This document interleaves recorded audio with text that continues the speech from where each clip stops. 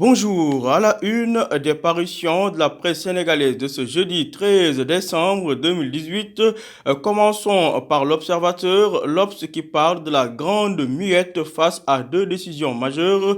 L'armée en tenue de rigueur, titre l'Observateur, qui annonce que le général Sen annonce de son côté de sévères sanctions contre les gendarmes corrompus. Le commandement de la brigade nationale des sapeurs-pompiers, pomme de discorde entre généraux et colonels, titre l'Observateur, qui est revenu sur cette nomination au Crédit Mutuel du Sénégal. Mbaye Dione, nouvel administrateur du CMS. Toujours à la une du journal L'Observateur, au Conseil constitutionnel, le président Macky Sall nomme deux nouveaux sages. En effet, Macky normalise le Conseil constitutionnel. Malik Diop et Mamadou Sy sont remplacés. La composition du Conseil constitutionnel vient d'être normalisée, précise l'Observateur, par le président Macky Sall avec la nomination de nouveaux membres, en l'occurrence Mamadou Diawara, Abdoulaye Sylla et Ndiaw Diouf, devenus vice-présidents, des actes qui éviteraient d'entacher les résultats de l'élection présidentielle de février 2019 selon l'Obs. À la une de la raquette organisée dans la gendarmerie, Chersen brandit le bâton pour ce qui est de la cour d'appel. La peine de Barthélémy Diaz a été allégée de 3 mois, soit la médecine après la mort, titre le journal LAS.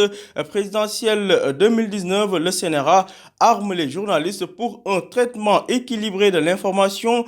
Pour ce qui est des dépôts et contrôles des parrainages, le Front national de résistance affiche déjà ses craintes à la une de l'AS.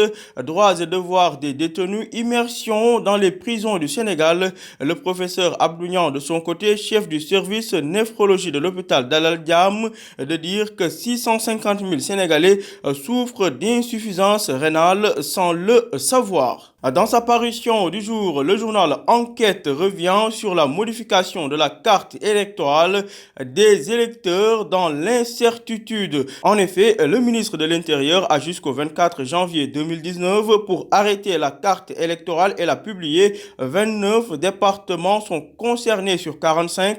Des électeurs pourraient ainsi voir leur carte rééditée, le numéro de leur bureau de vote modifié ou encore le nom de leur lieu de vote changé. Corruption dans la gendarmerie, toujours, le général Chersen annonce des sanctions. Au Conseil constitutionnel, l'on apprend que le président Macky Sall a nommé deux nouveaux sages, ce qui ne rassure pas l'opposition qui, lors des dépôts de candidature au Conseil constitutionnel, a dénoncé un parti pris des gendarmes. D'ailleurs, à la une du journal Le Quotidien, l'on parle du Conseil constitutionnel.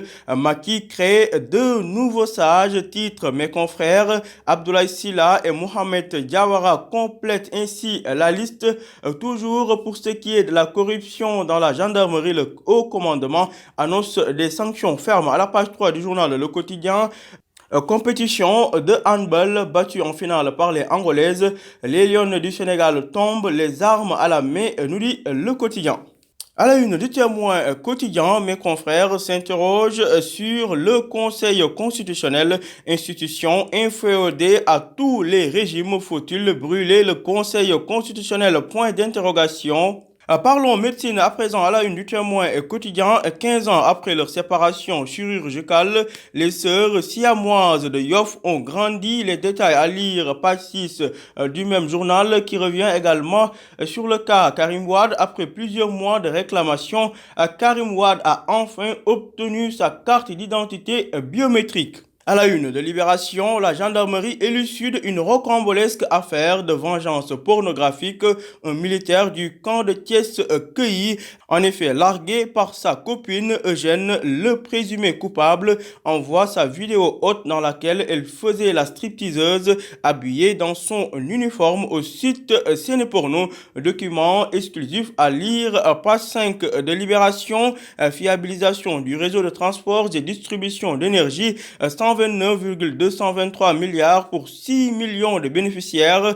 Insolite cette fois-ci, un vieux de 64 ans déféré à 7 reprises pour consommation de drogue. L'Obs est également revenu sur une autre affaire au tribunal des flagrants délits. Un homme marié viole et engrosse une mineure de 15 ans à Louga. Interrogé, l'accusé de dire, je cite, quand elle s'est assise sur mes cuisses, j'ai perdu tout contrôle. Le défenseur des Lions du Sénégal, Pape Abdou Cissé, à la page 15 de l'Obs, raconte sa relation avec l'international ivoirien Yaya Touré. Pour ce qui est du quotidien Stade, nouvelle déception en Ligue des Champions, le Napoli de Kalidou Koulibaly, trop petit pour Koulibaly, s'interroge. Mes confrères, courtisés par les cadors, son club Naples réclame 100 milliards de francs CFA pour Kalidou Koulibaly. Il serait bien dans la défense à 3 de la Juventus de Turin. D'autres le voient plus au Barça qu'au Real de Madrid.